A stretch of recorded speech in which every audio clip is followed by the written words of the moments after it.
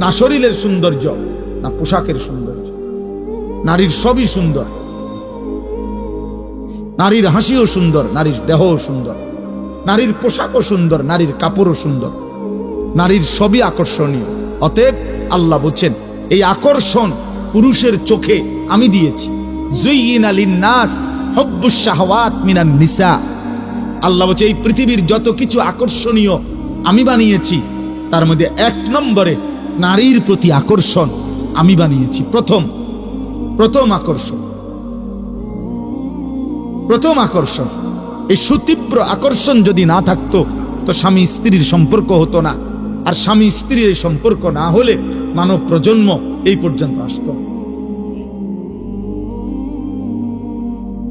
আসতো না। এই জন্য আল্লাহ তাআলা বলছেন নারীর প্রতি আন্তরিকতা, আগ্রহ, আকর্ষণ এটা আমি দিছি, এটা আমি দিয়েছি।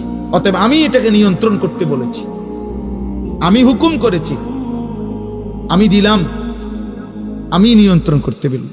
একটা যুবক ভাই ভাবো তো, ইনসাফ করে যদি চোখের দৃষ্টি এমন হয়, হৃদয়ের অনুভূতি আল্লাহ এমন বানায় যে 2 জন নারী, যদি একজন আমার মা একজন আমার স্ত্রী, যদি কখনো এমন হয় আল্লাহর আযাব যে 2 জনকে বরাবর মনে হয়,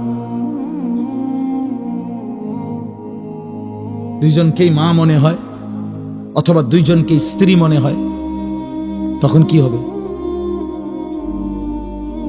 হবে?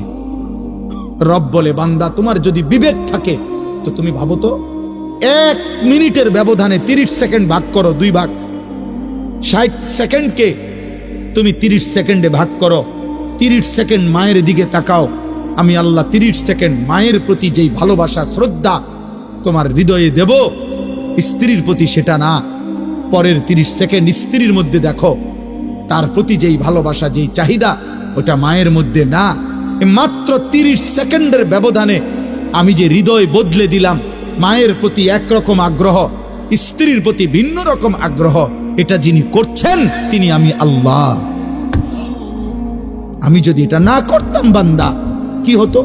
যদি 2 জনই মা হয়ে যেত, 2 জনে যদি বিবির মতো মনে হইতো, স্ত্রী মনে হইতো, তো মায়ের ইজ্জত থাকতো কই?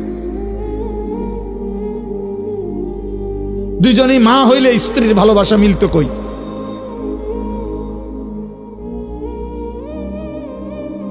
কি ভাইয়া, ইনসাফ করেন।